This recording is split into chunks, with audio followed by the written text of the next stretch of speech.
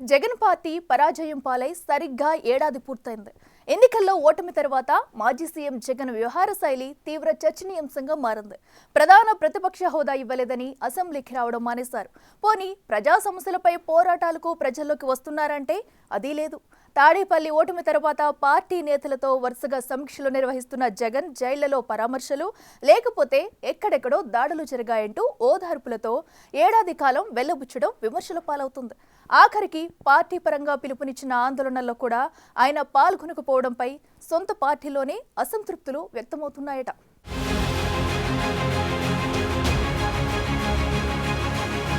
June 4 సరిగ్గా ఎన్నికల ఫలితాలు వెలువడి ఏడాది పూర్తయింది. కూటమి ప్రభుత్వం అధికారంలోకి వచ్చిన తరువాత రాష్ట్రానికి మహర్దశ పట్టిందని, రాష్ట్రానికి పట్టిన దరిద్రం విరగడైందని మిత్రపక్షాలు సంబురాలు చేసుకుంటున్నాయి. మరోవైపు రాష్ట్ర వ్యాప్తంగా జూన్ 4న వెన్నుపోటు దినం నిర్వహిస్తున్నాం, ప్రతి ఒక్కరూ ఈ నిరసనల్లో పాల్గొనాలి అని జగన్ పిలుపునిచ్చారు. అంత లావున పిలుపునిచ్చిన మాజీ ముఖ్యమంత్రి జగన్ రాష్ట్రంలో ఎక్కడా కనిపించలేదు. వైసీపీ శ్రేణులు అక్కడక్కడ ఈ కార్యక్రమం నిర్వహించారు. ముఖ్య నేతలు కూడా పాల్గొన్నారు. కానీ ఈ కార్యక్రమంలో ముందుండాల్సిన పార్టీ అధ్యక్షుడు రాష్ట్రంలో ఎక్కడా కనిపించలేదు. దీంతో జగన్ ఏమైపోయారని పార్టీ నేతలు, కార్యకర్తలు చర్చించుకున్నారు. మంగళవారం తెనాలిలో గంజా బ్యాచ్ ను పరామర్శించిన జగన్ అటు నుంచి అటే బెంగుళూరులోని యలహంక ప్యాలెస్ కు వెళ్లిపోయారు. ఇంకో రోజు రాష్ట్రంలో ఉండి పార్టీ కార్యక్రమంలో పాల్గొనకపోవటం వైసీపీ క్యాడర్ కు ఏమాత్రం రుచించటం లేదట.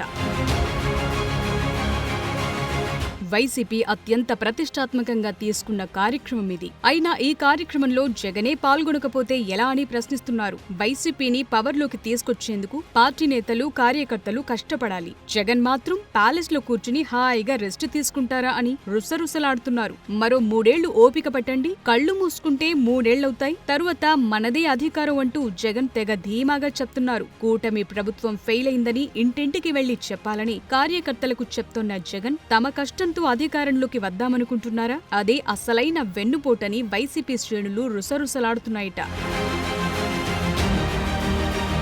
వైసీపీ ఘోర పరాజయం తరువాత త్వరగానే రికవరీ అయిన వైసీపీ అధ్యక్షుడు జగన్ పార్టీని గాడిలో పెట్టే పనిలో పడినట్లు కనిపించారు. కూటమి ప్రభుత్వానికి వ్యతిరేకంగా నిరసన కార్యక్రమాలకు పిలుపునిచ్చారు. అయితే అన్ని ఆందోళన కార్యక్రమాలకు స్థానిక నేతలే హాజరయ్యారు తప్ప ఎక్కడా అధినేత జగన్ పాల్గొనకపోవటంపై పార్టీ శ్రేణుల్లో భిన్నమైన అభిప్రాయాలు వ్యక్తమవుతున్నాయి. మొదటిసారి ప్రతిపక్షంలో ఉన్న సమయంలో దీక్షలు, పాదయాత్రల పేరుతో జనానికి దగ్గరైన ఆయన ఈసారి ఎందుకు నిరసన కార్యక్రమాలకు హాజరు కావటం లేదన్న చర్చ జరుగుతోంది. నవరత్నాల హామీలు, ఒక్క ఛాన్స్ ప్లీజ్ నినాదంతో జగన్ అధికార పగ్గాలు చేపట్టారు. నవరత్నాలే తిరిగి తనను గెలిపిస్తాయన్న లెక్కలతో ధీమాపోయిన జగన్ స్వయంకృతాపరాధాలతో 5 ఏళ్లకే అధికారం కోల్పోయారు. ప్రతిపక్ష నేత హోదా దక్కించుకునే అవకాశం లేని ఆయన అదే కావాలని మంకుపట్టు పడుతూ అసెంబ్లీకి ముఖం చాటేస్తున్నారు.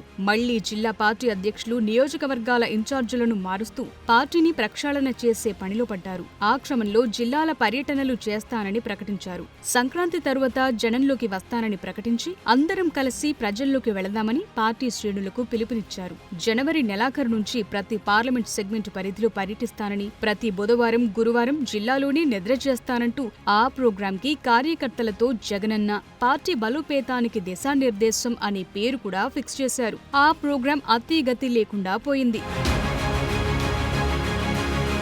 ఇక తాజాగా రాష్ట్ర వ్యాప్తంగా వెన్నుపోటు దినం అన్నారు. ఆ ముందు రోజు తెనాలిలో రౌడీ షీటర్ల కుటుంబ సభ్యులను పరామర్శించడానికి వచ్చిన సందర్భంగా వైసీపీ అధినేత జగన్ వ్యవహరించిన తీరు చర్చనీయాంశమైంది. ఈ పర్యటనకు జగన్ ఎంచుకున్న నేపథ్యం, తాను బాధితులు అని భావించిన వారినే కలవకుండా దూరం పెట్టిన వైనం, లేవనెత్తిన అంశాలు, వేటిలోనూ లాజిక్ లేకపోవటంపై విమర్శలు వెల్లువెత్తాయి. పదే పదే కాగితం చూస్తూ మాట్లాడినప్పటికీ జగన్ పలుమార్లు తడబడ్డారు. రౌడీ షీటర్ల పేర్లు చెప్పటంలోనూ ఇబ్బంది పడ్డారు.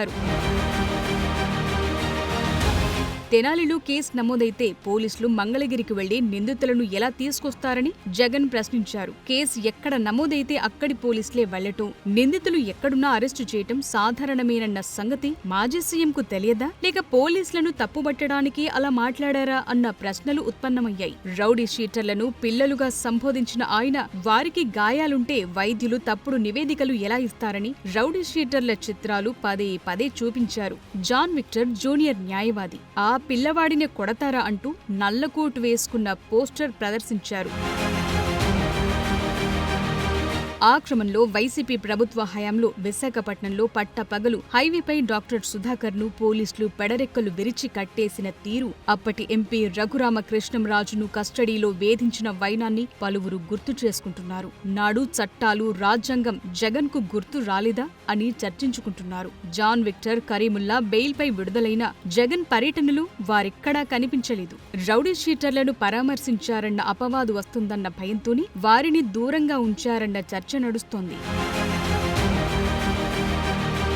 రౌడీ షీటర్లను నడి రోడ్డుపై కొట్టి వారి కుటుంబాల పరువు తీశారంటూ జగన్ పలుమార్లు ప్రస్తావించారు. అదే సమయంలో వారి కుటుంబ సభ్యుల వివరాలను వెల్లడించారు. వారిని మీడియా కెమెరాలకు చూపిస్తూ మాట్లాడారు. అప్పటిదాకా స్థానికులకు తప్ప బయటి వారికి తెలియని వారిని జగన్ మీడియా సమక్షంలో బహిర్గతం చేశారు. ఇక జగన్ రౌడీ షీటర్ల కుటుంబాల పరామర్శకు వస్తే సీఎం జగన్, జై జగన్ అంటూ అనుచరులు ప్లకార్డులు ప్రదర్శించారు. ఇది పరామర్శ లేక ప్రదర్శన అన్న విమర్శలు వెల్లువెత్తాయి.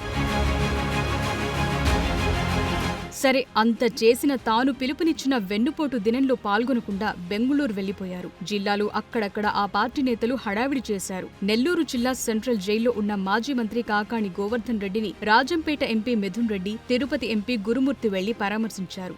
జైల్లో కాకాణి ఎంతో ధైర్యంగా ఉన్నారంటున్న మిథున్ రెడ్డి ఈ సందర్భంగా జగన్ షెడ్యూల్ వెల్లడించారు. కాకాణి గోవర్ధన్ రెడ్డిని పరామర్శించేందుకు జగన్ ఈ నెల 11 లేదా 12న నెల్లూరు జైలుకొస్తారట. చేసే తప్పులు కానీ అరాచకాలు కానీ ఎత్తి చూపిన దానికి ఈరోజు అక్రమంగా కేసు పెట్టి అకారణంగా ఈరోజు ఆయన్ని జైల్లో పెట్టడం జరిగింది. చాలా దారుణమైన విషయం.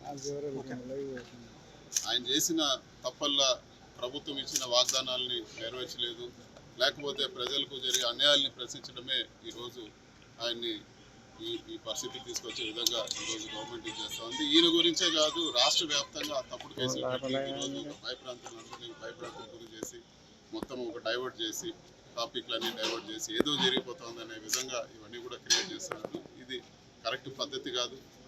అదేవిధంగా జగన్మోహన్ రెడ్డి గారు కూడా త్వరలోనే గోవర్ధన్ రెడ్డి గారిని పరామర్శించడానికి వస్తారు. 11 లేదా 12వ తేదీ జగన్మోహన్ రెడ్డి గారు కూడా నెల్లూరుకు వచ్చి గోవర్ధన్ రెడ్డి గారిని చూసేదానికి వస్తారని చెప్పి కూడా నేను పార్టీ కార్యక్రమాల్లో కూడా పాల్గొనని జగన్ జైలులో పరామర్శలు, ఓదార్పులకు మాత్రమే జనంలోకి వస్తుండడంపై సోషల్ మీడియాలో కూడా తెగ సెటైర్లు వినిపిస్తున్నాయి. అయితే తాడేపల్లి నివాసం లేకపోతే బెంగుళూరు ప్యాలెస్లతో గడిపేస్తున్న మాజీ సీఎం మరి ప్రజల్లోకి ఎప్పుడొస్తారో చూడాలి.